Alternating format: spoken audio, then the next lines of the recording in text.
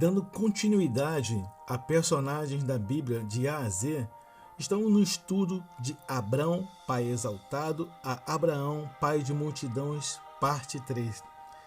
No entanto, Agar começou a tratar Sarai de forma insolente, tratando-a com desprezo. A forma indiferente com que Agar tratava Sarai tornou-se algo tão evidente que Sarai reclamou com Abrão. Ele disse à esposa que poderia tratar o assunto como ela achasse necessário. Sarai maltratou tanto Agar que a escrava egípcia pegou o menino e fugiu para o deserto. Gênesis capítulo 16, versículo 6. Um anjo encontrou-se com Agar no deserto e ele a orientou a retornar e submeter-se à sua senhora, prometendo que os descendentes de Ismael se tornariam uma grande nação, os árabes. Esse episódio relata um lapso na fé de Abrão. Ele foi impaciente. Sarai era uma boa pessoa, porém, seu conselho não era bom. A aliança de Deus com Abrão não precisava de ajuda humana. Até hoje, muçulmanos e judeus brigam, principalmente por Jerusalém. Reivindicam a posse do território que era de seu pai, e tudo isso porque Abrão ouviu um conselho que não era para ser ouvido. Sempre haverá consequências negativas na nossa vida quando quisermos colocar a nossa mão naquilo que Deus está construindo com a dele. 13 anos depois, Deus voltou a falar com Abrão. Gênesis capítulo 17. Deus se revelou a Abrão como o Deus Todo-Poderoso, El Shaddai. Esse era o nome de Deus para Abrão. Décadas depois, para os judeus, Deus se revelou como o Eu Sou que Sou. Como os judeus temiam falar o nome de Deus, mencionavam o nome de Yahvé, que era como se fosse a pronúncia de uma sigla das iniciais que o nome de Deus revelou a Moisés. Yod, Re, Vav, Re. Mas a Abrão, Deus se revelou não como o Eu Sou o que Sou, mas sim como o Todo-Poderoso. E isso foi proposital de Deus para com Abraão, pois só um Deus que tem todo o poder pode fazer um casal cujo esposo tem 100 anos e a esposa 90 anos gerar um filho de modo natural. Gênesis capítulo 17, versículo 17. Como foi sinal físico da aliança de Abrão com o Senhor, este o instrui e a circuncidar-se e a todos os membros de sua casa. E a partir daquela data, todas as crianças do sexo masculino deveriam ser circuncidadas 8 dias após o nascimento. Pacto da circuncisão, religiosamente guardado pelos judeus até os dias de hoje. Nesse mesmo período, Deus mudou o nome de Abrão para Abraão e de Sarai para Sara. Abrão significa pai exaltado e passou a ser Abraão, que significa pai de multidões. Sarai significava contenciosa e passou a ser Sara, que significa princesa.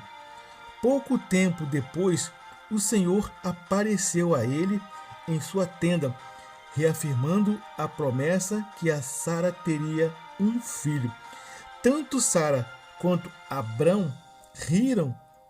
O riso de Abraão, Gênesis capítulo 17, versículo 17, parece ter sido uma expressão de alegria, enquanto o de Sara, Gênesis capítulo 18, versículo 11 ao 15, uma expressão de incredulidade que ela vergonhosamente tentou desmentir. Por isso, o menino chamou-se Isaque. Isaque significa riso. O nome Isaque se origina da raiz hebraica Tishak, que significa rir. Deduz-se que, neste dia, Deus fez uma parada no caminho para sua ação mais devastadora, devendo julgar Sodoma e Gomorra devido à maldade desse povo. Deus deu a Abraão o privilégio de compartilhar dessa informação.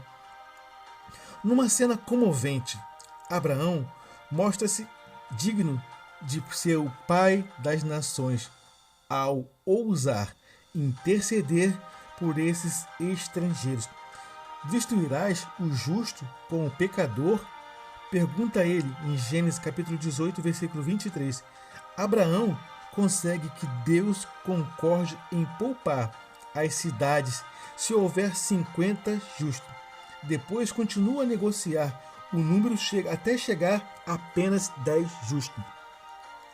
Mas os depravados cidadãos de Sodoma e Gomorra mostraram-se indignos da intervenção de Abraão. Os anjos não conseguiram encontrar sequer 10 justos. Logo cedo, na manhã seguinte, quando Abraão se levantou e saiu para contemplar o Vale do Jordão, onde ficavam as duas cidades, viu a fumaça subir da terra, como a fumaça de uma fornalha. Gênesis capítulo 19, versículo 28. Mas em resposta ao apelo de Abraão, na véspera, Deus avisou a Ló e sua família. Embora a esposa de Ló tenha perecido na destruição dessas cidades, Ló e suas filhas sobreviveram, fixando-se no planalto oriental daquela região da bacia do Jordão. Logo após, Sara deu à luz a Isaque. Quando Isaque nasceu, Ismael era aproximadamente da idade de 14 anos. Gênesis capítulo 16, versículo 16, 17, capítulo 17, versículo 17. Isso, aparentemente, gerou uma grande ameaça a Agar, que até aquele momento acreditava que Ismael seria o único herdeiro de Abraão. À medida que Isaque crescia, a tensão entre Agar e Sara também aumentava. E o que parece, Ismael maltratava, ou pelo menos desprezava a Isaque. Gênesis capítulo 21, versículo 9 ao 10.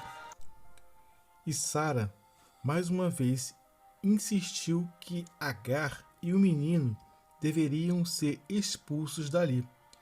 De início, Abraão recusou-se a fazer isso, mas Deus lhe disse para fazer o que Sara queria. Assim, Abraão entregou água, alimento a Agar e Ismael e os enviou para o deserto. Deus os protegeu e cumpriu a promessa de que Ismael, assim como Isaque, seria pai de uma grande nação. E aqui nós encerramos a terceira parte de Abrão, pai exaltado, a Abraão, pai de grandes nações. Shalom, shalom, até a próxima.